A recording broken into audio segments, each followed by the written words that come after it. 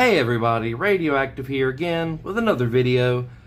Today, I think it's going to be a rather quick one. We are going to do this in regular form content, not short form, just in case it does go over that new not really new anymore, but that 3-minute limit. Today, this is the Teenage Mutant Ninja Turtle Blaster, the TMNT Sweet Revenge, like updated Sweet Revenge, Sweet Destiny, the 5x5, the Rebel Hammershot. I didn't pick one up. I was actually handed this blaster. Unfortunately, I cannot remember his name at the moment. But I was handed this blaster to see what I could do with it and see if it was actually compatible with all of my modifications. Since my modifications for the Hammershot, of course, did come out before this iteration of this blaster.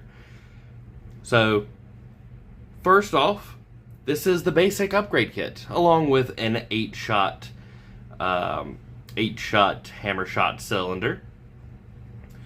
I was actually really surprised about how well this took the modifications. Let's go over the differences first. So, the plunger tube, it actually is just a little bit different than the orange internal Hammershots, but it's also different than the black, the brown, the white internal compartment Hammershots. So the older version Hammershots, the ones with the black, white, brown, various different colors of internals, kind of like this, they had pretty aggressively tapered plunger tubes. And that really caused my high power or high performance O-ring to not work. And it would actually reduce performance. Replacing the O-ring with the same size O-ring, it did buff up the average performance a little bit, but it wasn't enough for me to actually bother trying to make the kit for that, right? Well, this does have the high performance O-ring in it, but it didn't improve performance as much as it does on the orange internal Hammershot. Now, it didn't reduce performance, it didn't reduce consistency, it improved both those things, but not to the level of the old Hammershot. With the AF Pro darts, this tops out at just about 100 FPS. Now, I would have expected 105, 110. I think that's about what I got in the video where I did basically all these upgrades on a new Hammershot. But I did expect just a little bit higher performance because the spring is actually just a little bit stronger than the stock Hammershot spring. Another difference on the plunger tube, there's actually a cutout right up here underneath the stock cap. The cap is also not solvent welded at all, which is really good to see. You can just pop it off super easy. But there is a little bit of a cutout in there, I guess, to reduce performance back down to that elite range with the better spring in it. So you do have to be really careful that you fill that in completely. There's no leakage at all when you put on the new, well, not the new, but the dead space filler. Something else I needed to do, I don't know how well you can see in there, but there is a little screw post in here that keeps this top rail on. I did have to kind of shave away a little bit of that to allow this to move forward. You may actually have to remove it completely if you did the intermediate upgrade kit, but other than that, the intermediate upgrade kit should be a compatible upgrade. Now with this spring, so the old Hammershot, I think I have one right here.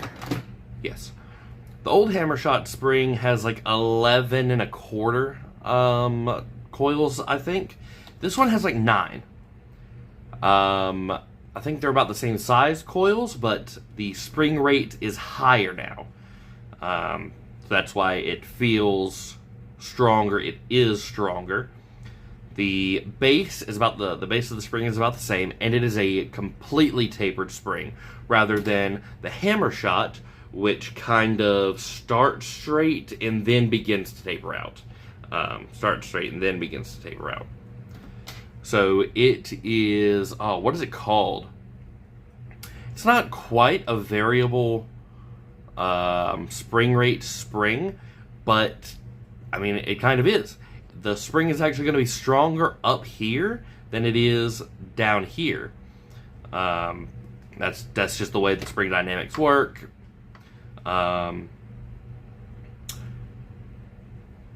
You could actually do more pre-compression on this spring than a stock Hammershot spring. I do have a little prototype piece in here that's trying to keep the top of the spring more constrained. I didn't really see a benefit to it. I'm not going to bother including that. It's just a little thing that I was trying. But you could actually get a little bit more pre-compression. So I did just about hit 100 FPS. I probably could push it even further, get 110, 120. But this being a blaster that I got from somebody, I decided to do all these modifications, make sure they worked, and then, well, it's actually going to be tomorrow. I'm going to be up there or over there at Label once again. If they're there, I'm going to hand this back off to them as a thank you for allowing me to mess with the blaster. Of course, Hammershot cylinders are just fully compatible. In fact, the stock length ones are going to be even easier, simply for the fact that the cap is not solvent welded. You can just pop it off, remove the air restrictor, pop it back on, and then all of my cylinders are compatible. Now with the new Hammershot, the orange internal Hammershot, all 3, I think, of those types, 4 of those types. Yeah, all 4 of the new orange internal Hammershots. You would actually have to be quite a bit more careful or quite a bit more aggressive in how you remove the air restrictor, either bashing it out from the back or being really precise about going in through the front or just doing the dead space filler. So, in my opinion, the entire upgrade, the full kit, is 100% compatible. You get the highest performance with the full kit. If for some reason you didn't want to spend, I think it's $1 more to get the O-ring, the O-ring is the least important part of the full kit. I think I got 5 FPS, where with the Hammershot I got like 10, or I think it was like 10 to 15. So, I believe I'm now going to take you to the chronograph and show you the performance. So let me get this buttoned up, and I'll get back to you at the chrono. So, once again, big thank you to Sean. I went back and looked at our correspondence and remembered his name. Once again, a thank you to Sean for the